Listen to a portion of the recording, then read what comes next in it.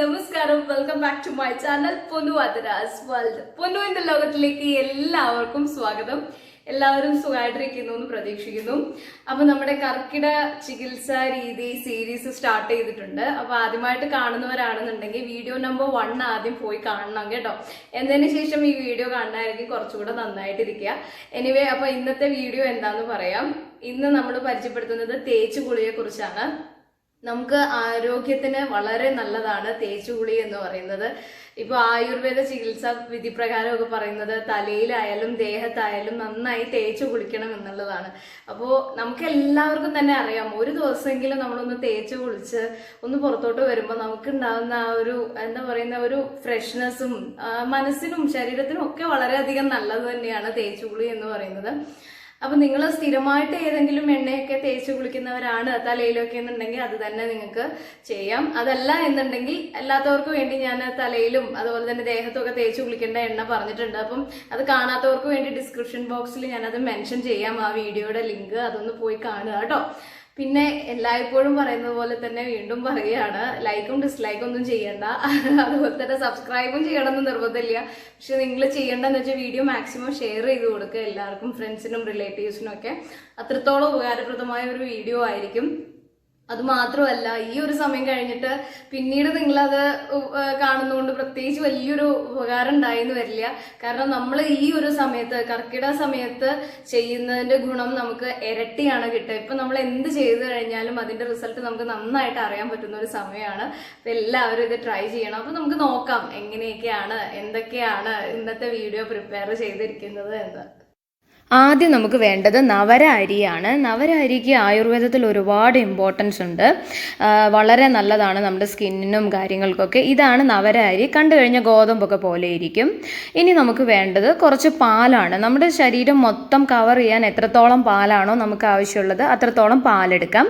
അതിലേക്ക് നവര അരി പൊടിച്ചതാണിത്. അത് പൊടിച്ചതാണ് നമ്മൾ ചേർത്ത് കൊടുക്കുന്നത്. മില്ലിലൊക്കെ കൊടുത്ത് പൊടിച്ചു കഴിഞ്ഞാൽ നല്ല ഫൈൻ പൗഡറായിട്ട് കിട്ടും കേട്ടോ.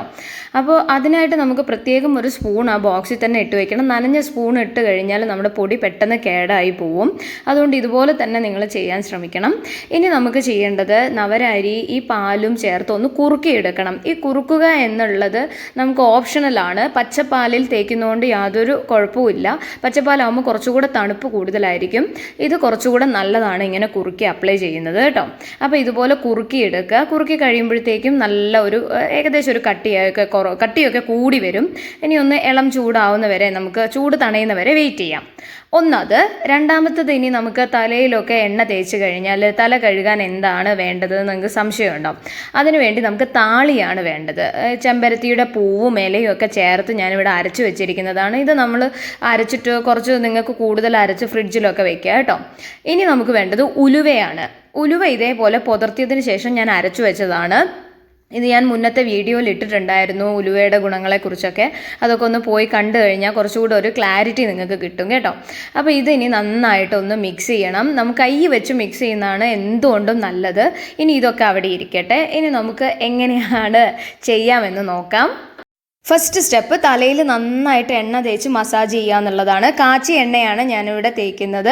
നിങ്ങൾക്ക് ഇഷ്ടമുള്ള എണ്ണ തേക്കാം. കാച്ചിയ എണ്ണ എങ്ങനെയാണ് ഉണ്ടാക്കണം എന്നറിയാൻ ഡിസ്ക്രിപ്ഷൻ ബോക്സ് ഒന്ന് ചെക്ക് ചെയ്താൽ മതി. ഇനി മഞ്ഞളെണ്ണയാണ് ഞാൻ ഇവിടെ അപ്ലൈ ചെയ്യുന്നത്. ഇതും ഞാൻ ഡിസ്ക്രിപ്ഷൻ ബോക്സിൽ ഇടാം ആദ്യമായിട്ട് കാണുന്നവർക്ക് വേണ്ടിയിട്ട്. അപ്പം മഞ്ഞളെണ്ണ നമ്മൾ നന്നായിട്ട് ശരീരം മുഴുവൻ തേച്ച് പിടിപ്പിച്ച് കൊടുക്കുകയാണ്. ചുമ്മാ അപ്ലൈ ചെയ്ത് ബാത്റൂമിൽ മിണ്ടാതിരിക്കരുത്. നന്നായിട്ട് സ്കിന്നിനകത്തോട്ട് റബ്ബ് ചെയ്ത് തേച്ച് പിടിപ്പിച്ച് കൊടുക്കണം. എങ്കിൽ മാത്രമാണ് നമുക്ക് നല്ലൊരു ഫെയർനെസ് കിട്ടുള്ളൂ. നമ്മുടെ രോമകൂപങ്ങളുടെ ഇടയിലേക്ക് ഈ എണ്ണ അങ്ങ് ഇറങ്ങി ചെല്ലണം കേട്ടോ. എന്നാൽ മാത്രമാണ് നമുക്ക് നല്ലൊരു റിസൾട്ട് കിട്ടുക. അപ്പോൾ എണ്ണയൊക്കെ 5-10 മിനിറ്റ് മസാജ് ചെയ്തതിന് ശേഷം ഇനി നമ്മളിവിടെ നേരത്തെ കുറുക്കി വെച്ച നവര അരിയില്ലേ, ആ നവരയുടെ പാലും കൂടെ മിക്സ് ചെയ്തിട്ടുള്ള ആ മിശ്രിതം ാണ് ഞാനിപ്പോൾ അപ്ലൈ ചെയ്യുന്നത്.